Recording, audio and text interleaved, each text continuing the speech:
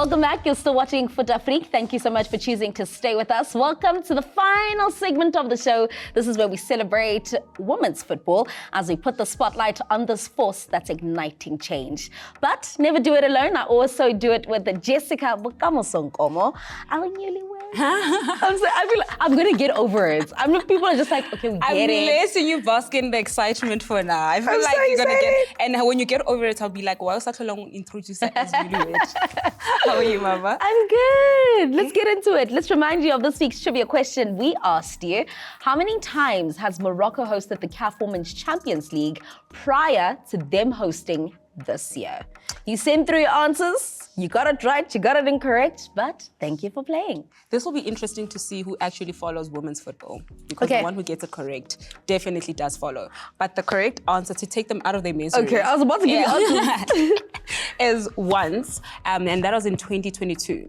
So this time around would be the second time. You see what happens when you have your house in order? Yes. Very demure. Yeah. You get to host. And you become very mindful. You become very mindful because it's like, with family gatherings, we always want to go visit that relative that they has the house in order, clean. You even walk away with a goodie bag. And that's exactly what Morocco is.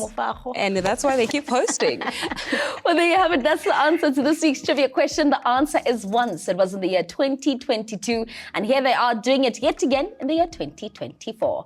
Thank you so much for playing along with us. We get to do it again next week. So keep your fingers on the pulse. Keep your eyes on the socials and keep following us. But for now, let's continue with the conversations. Jess, I want to know from you, I've already gotten Brian's perspective. How do you feel about Morocco hosting everything? Obviously, this is from a woman's perspective now. Just how does it make you feel? I think I also want to agree with Brian to definitely say that if you're going to be a student in class that's always going the extra mile and putting your hand up, why not be the one that's picked? Top achiever. You're a top achiever. And I'm hoping that this really puts us under pressure to fix things. And when I mentioned, when I was reading the answer, when I was giving you the answer, I talked about the house that's in order. If we had a bit of a orderly, system in the country and other African countries as well, we would possibly have a good standing chance. We have the facilities. To be quite honest, South Africa, I speak about this, we really stand at an advantage when it comes to the resources and the tools of hosting tournaments like this. However... Shout out to 2010, because I think we are where we are because of 2010. 100%, but then where did we go from that? You know what I'm saying? Shouldn't we be a country, a nation that's constantly hosting, Morocco is quite newer than us, in this industry. But because they are taking this very serious. They're very intentional. They are very intentional and they want to maintain that consistency, and they are definitely going to be given the bid. So with us, it's almost like we are not putting our hands up because our house is out of order. And if we had to host, a lot of things could be going, south. And we can already see it in domestic tournaments, 100%. In the development spaces, the stories that are going around. But I think that if we could fix all those kind of things, we would be putting ourselves in a position where we would be able to host as well. You talk about those facilities, right? And one thing that is evidence of the facilities is seeing TS Galaxy this past week, where they played up against Thunderbirds in the Hollywood Bet Super League at the Mbombela Stadium.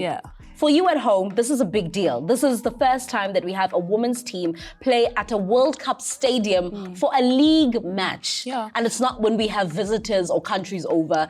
This is us just playing our league. Yes. What a milestone that was for the Rockets. It is a milestone, and this talks about, sometimes we say our leaders are drinking us, and there's some leaders that are really placing us in the right position, because it took a team Sogazi to say, I'm going to have a women's team that's going to play. It took a team Sogazi to initiate and coordinate and make sure that the girls also are awarded the same opportunities that the guys are playing. 100%. And if we look at the amount of turnout in terms of the support, it was insane. It was almost like TS Galaxy boys was playing against a Chipa United or a Kaizer Chiefs, even with the activations, which was a build-up to tell people that the Queens are playing at this stadium, please do come in numbers and actually support. So if the people want to, and if leadership is involved, we can definitely have the numbers growing within the stadiums, and then we'll obviously take the broadcasting and viewership box. Do you not think that TS Galaxy, incredible thing for them, do you not think they could have kept it for a bigger game? No, and I'm not saying not to underestimate I hear what you're saying, but look, we're at the end of the season. The last remaining games are very important. TS Galaxy is contending to finish at either top three. at the top three, you know what I'm saying? So there is no opportunity to wait for a bigger game. And also, strategically thinking about it, Mbombela is quite far. And the TS Galaxy Queens camp in Mbombela. So if you are having any other team that's going to be traveling there, chances are they're going to be driving there. Or they might fly to Joburg and then drive there. So fatigue, it's a strategic one. Let's stretch them a little bit. And they were awarded for it. They got a 6-0 victory up against Thunderbirds ladies, who unfortunately have been relegated from the Hollywood Bet Super League come this season. All right, so there's so much more we want to talk about, right? But we will continue the conversations on social media.